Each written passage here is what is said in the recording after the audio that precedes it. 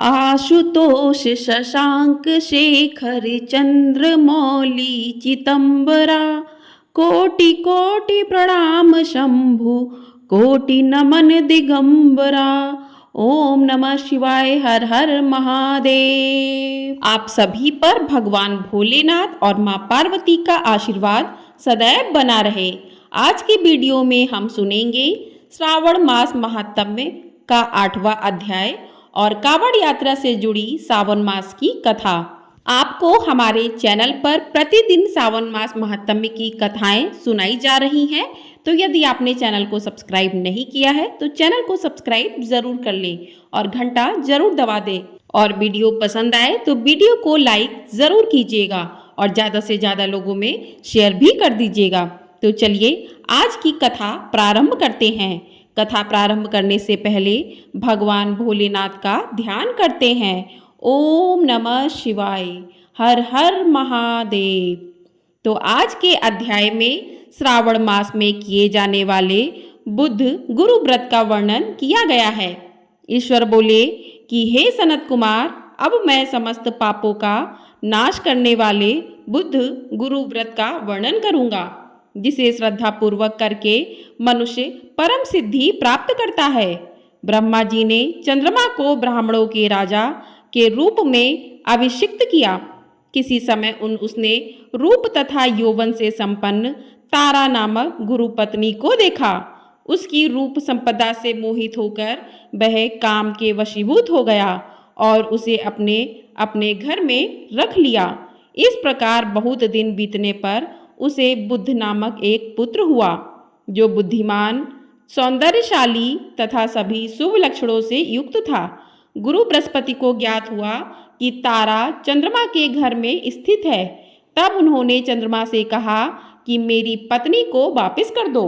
अनेक तरह से समझाने पर भी जब चंद्रमा ने तारा को वापस नहीं दिया, तब बृहस्पति ने देवताओं की सभा में जाकर देवराज इंद्र को यह वृत्तांत बतलाया और कहा कि हे शक्र, आप देवताओं के राजा हैं, अतः अपनी आज्ञा से आप उसे दिलाएं, अन्यथा उस चंद्रमा के द्वारा किया गया पाप आपको ही निसंदेह लगेगा, क्योंकि शास्त्र निर्णय के अनुसार प्रजा के द्वारा किए गए पाप को राजा भोगता है।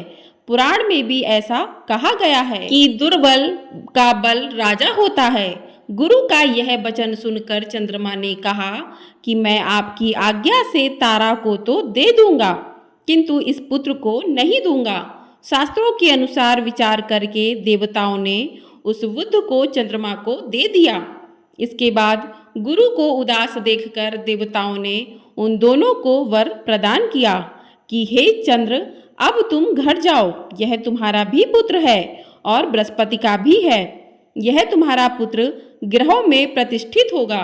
हे सुराचार, आप यह दूसरा भी शुभ वर ग्रहण कीजिए, जो कि बुद्धिमान व्यक्ति आप दोनों बुद्ध गुरु का व्रत मिलाकर करेगा, उसकी संपूर्ण सिद्धि होगी।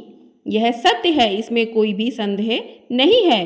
शंकर जी के लिए अत्यंत प्रिय इस श्रावण मास के आने पर जो लोग बुधवार तथा बृहस्पतिवार को पूजन व्रत करेंगे, उन्हें सिद्धि प्राप्त होगी। इस व्रत में दही तथा भात का नैवेद्य व्रत सिद्धि में मूल हेतु है। स्थान भेद से आप दोनों की मूर्ति लिखकर पूजन करने से भिन्न भिन्न फल प्राप्त होता है। यदि कोई हिंडोले के ऊपरी स्थान पर आप दोनों की मूर्ति लिखकर पूजन करे तो वह सर्वगुण संपन्न तथा दीर्घायु पुत्र प्राप्त करेगा। यदि मनुष्य कोषागार में मूर्ति को लिखकर पूजन करता है तो उसके कोष बढ़ते हैं और वे कभी क्षय को प्राप्त नहीं होते। इसी प्रकार पाकालय में पूजन करने से पाक वृद्धि और देवालय में पूजन करने से उनकी कृपा प्राप्त होती है। शयागार में लिखकर पूजन करने से स्त्री का वियोग कभी नहीं होता है। धान्यागार में लिखकर पूजन करने से धान्य की वृद्धि होती है। इस प्रकार मनुष्य उन फलों को प्राप्त करता है। इस प्रकार 7 वर्ष तक करने के बाद उद्यापन करना चाहिए। उद्यापन से पहले दिन अधिवासन करके रात्रि में जागरण करना चाहिए। सुवर्ण की प्रतिमा बनाकर विधि पूर्वक 16 उपचारों से पूजन करने के पश्चात तिल, घृत, चारु और अपामार्ग तथा अस्वस्थ से युक्त सामिधाओं से होम करना चाहिए। अंत में पूर्णाहुति देनी चाहिए। उसके बाद मामा व भांजे को प्रयत्न पूर्वक भोजन कराना चाहिए। इस विधि से 7 वर्ष तक करने पर मनुष्य सभी मनोरथों को प्राप्त कर लेता है। जो इसे विद्या की कामना से करता है वह वेद व शास्त्र के अर्थों को जाने वाला हो जाता है। बुध वृद्धि प्रदान करते हैं और गुरु बृहस्पति गुरुता प्रदान करते हैं। तभी सनत कुमार बोले कि हे भगवान, आपने जो यह कहा है कि इस अवसर पर मामा तथा भांजे को भोजन कराना चाहिए, यदि बताने योग्य हो तो इसका कारण बताइए। तभी ईश्वर बोले कि हे सनत कुमार, पूर्व काल में अत्यंत दीन तथा दरिद्र कोई 2 ब्राह्मण थे। वे दोनों मामा भांजे थे। उदार पूर्ति हेतु परिश्रम पूर्वक भ्रमण करते हुए वे दोनों किसी नगर में अन्न मांगने के लिए गए थे। उन्होंने घर घर में श्रावण मास में प्रत्येक वार को उस वार का व्रत होते हुए देखा, किंतु कहीं भी बुद्ध गुरु का व्रत नहीं देखा। तब उन्होंने बहुत देर तक परस्पर विचार किया कि सभी वारों का व्रत तो सर्वत्र दिखाई पड़ रहा है, किंतु बुद्ध गुरु का कहीं नहीं। अतः चूंकि यह व्रत अनुचिष्ट है, इसलिए हम दोनों को चाहिए कि इस शुभ व्रत का अनुष्ठान आदर पूर्वक करें। किंतु हे सनत कुमार, इसकी विधि ना जानने के कारण वे दोनों संशय में पड़ गए। तब रात्रि में उन्हें स्वप्न में इस व्रत की विधि दृष्टोगोचर हो गई। इसके बाद उन्होंने उसकी विधि के अनुसार व्रत को किया, जिससे उन्होंने अपार संपदा प्राप्त की। प्रतिदिन उनकी संपत्ति बढ़ने लगी और सभी लोगों को ज्ञात भी हो गई। इस प्रकार 7 वर्ष तक करके वे पुत्र व पौत्र आदि से संपन्न हो गए। उसके बाद उनके ऊपर प्रसन्न होकर बुद्ध व गुरु प्रकट हुए और उन्होंने उन दोनों को यह वर दिया कि आप दोनों ने हम दोनों के निमित्त इस व्रत को प्रवर्तित किया है, अतः आज से कोई भी इस शुभ व्रत को करे, उसे व्रत की समाप्ति पर मामा तथा भांजे को प्रयत्न पूर्वक भोजन कराना चाहिए।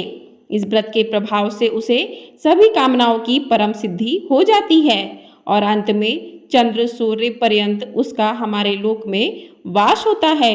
बोलिए हर हर महादेव, ओम नमः शिवाय।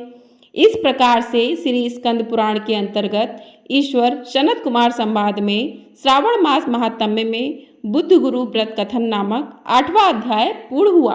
बोलिए हर हर महादेव, ओम नमः शिवाय।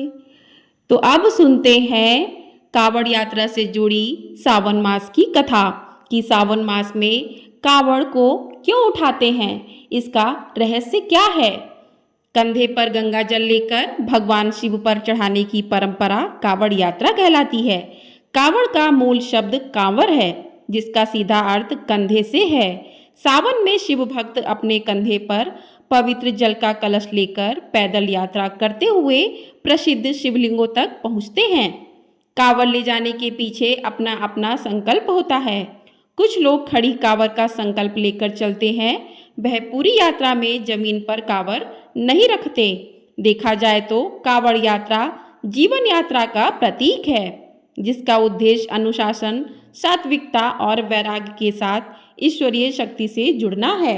ऐसा माना जाता है कि कांवड़ यात्रा से संकल्प शक्ति के साथ आत्मविश्वास जागृत होता है। शिव शीघ्र प्रसन्न होने वाले देवता हैं। कांवर उठाने वाले कांवरिया कहलाते हैं, जो एक बांस की डंडी और उससे जुड़े 2 पात्र में पवित्र जल भरकर शिव का जय घोष करते हुए पैदल अपने घर से शिव जी को जल चढ़ाने अपनी मान्यताओं के अनुसार निकलते हैं।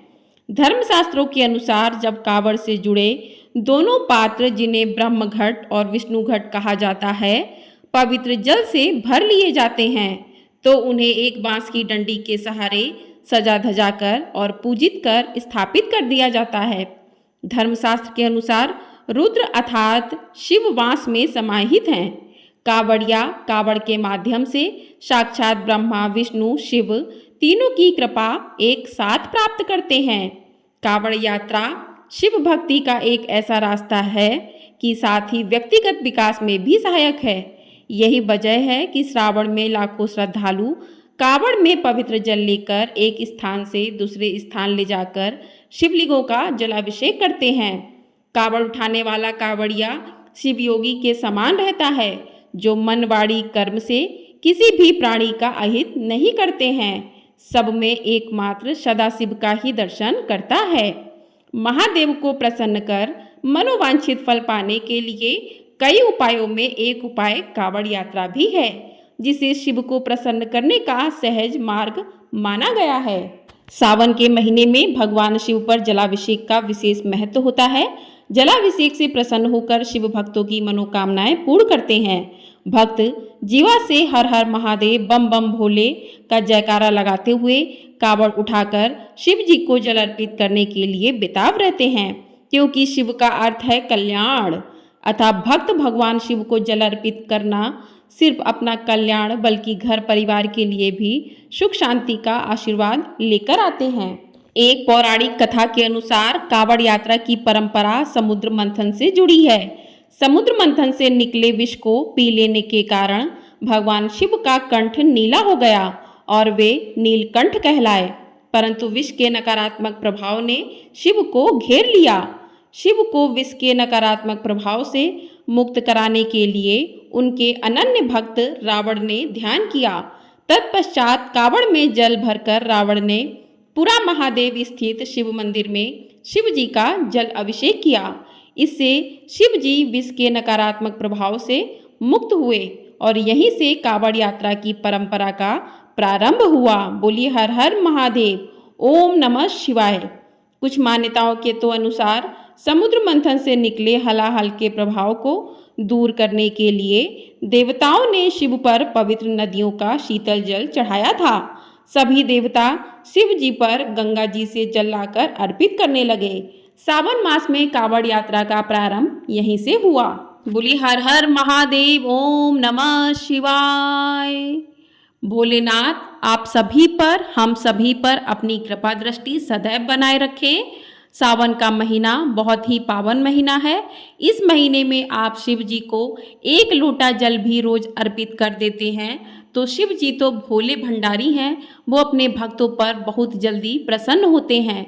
बस आपका मन भाव सच्चा होना चाहिए। सावन के महीने में किसी के लिए निंदा बुराई ये सब कार्य नहीं करने चाहिए। स्वच्छ मन से भगवान शिव को यदि आप ध्यान भी कर लेते हैं तभी आपका कल्याण हो जाता है।